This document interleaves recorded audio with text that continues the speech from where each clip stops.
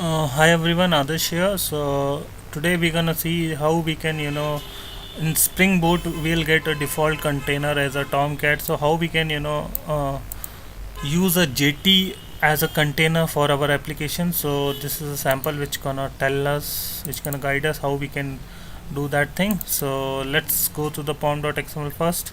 So these are all our standard stuff where we are having parent tag, parent dependency or Spring Boot starter parent, and these are the organizations, licensing, developer, repositories, and all those apps thing. We have a property, bunch of property here, which is having a Spring project name as well as Java version, JUnit version, log4j version, source code encoding, and all. So this is what we are talking about. This is a Spring Boot starter. We have a this is the main dependency which we are talking about, which will override a default container from Tomcat to JT.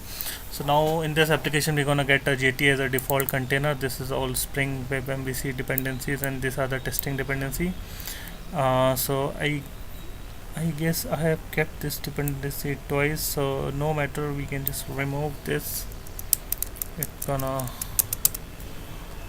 it gonna not cost us anything. And this is all, these are GUnit SLF4j log4j dependency. These are the standard resource configuration, final warfare build name, whether it can be a war or it can be a this output directory. This is a plugin, so we have a Eclipse Maven standard compiler plugin, and then this followed by this is a Spring Boot Maven plugin which gonna create a executable Java for us. So let's go into the packages, where we have a application controller which in turns use a service implementing class which service, and just have a one method which says welcome, and which gonna get us a wish message.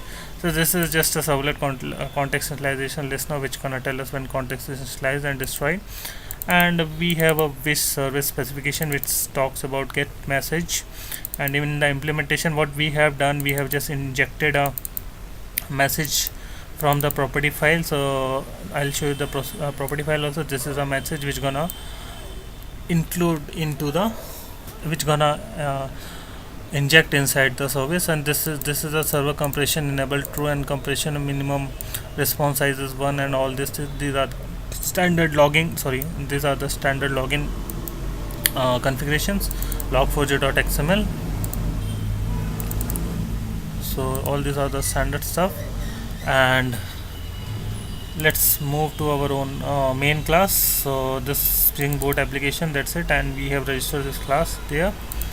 So once we go into the test class, what I have done, I have just written a JUnit JT application test where we are injecting a server port. So here if you see the port which I have not specified, so by default the server port is 8080, so it gonna take that 8080 port, and it gonna hit the API. And this is a request without the compression, this test home, and this is with the compression of the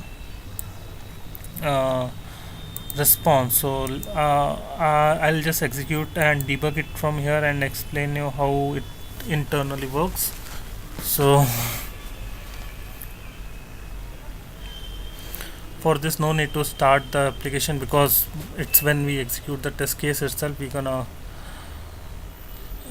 container will come live. And if you see assert, so what we are getting here, welcome to the application Adarsh Kumar, and status code we are getting 200. And what are the headers we got here, that content length, content type. So by default I guess it's JSON as a content type. Oh, it's a plain text, we have not specified anything. And in the body we got this message as a plain string. You can see here java.lang.string here. So we are asserting the response as well as the status code and the response which we are getting in the body with the message. So if it's not matches, it will throw the assertion error. So this is what the first test case is, and this is the second test case, where we gonna assert whatever the response we are getting in the zipped form, because in the previous thing, if you have seen the response we are getting without zipping up, this is a compressed response. If you see here, if you see here that whatever the response we are getting here from inflator is a instance of gzip input stream. So I just want to show you how what is the things coming in this. So see, welcome to the application. This is what the response comes from the server in the zipped form, and we are asserting that thing with the existing one. So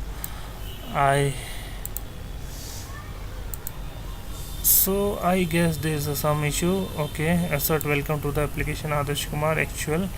So it finds something, some differences in the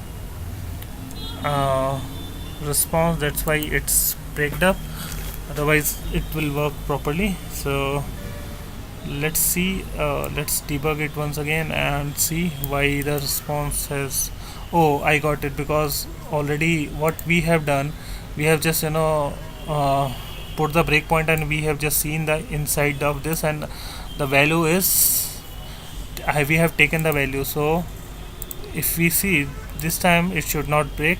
See, that's what I am talking about. Usually what happens once we debug the thing by putting the breakpoint and we just say evaluate expression, and we have just evaluate the value, the inflator value will be empty, and once this will matches with this string empty with this, definitely it will not be equal, and that's why it's gonna break. So folks, that's how we can use a Jetty container in our Spring Boot application, and we can override the default Tomcat container. So same as previous, this application also I'm gonna save in my GitHub repository, which is GitHub Adarsh Kumar Singh Spring Boot. So if you have noticed that earlier application of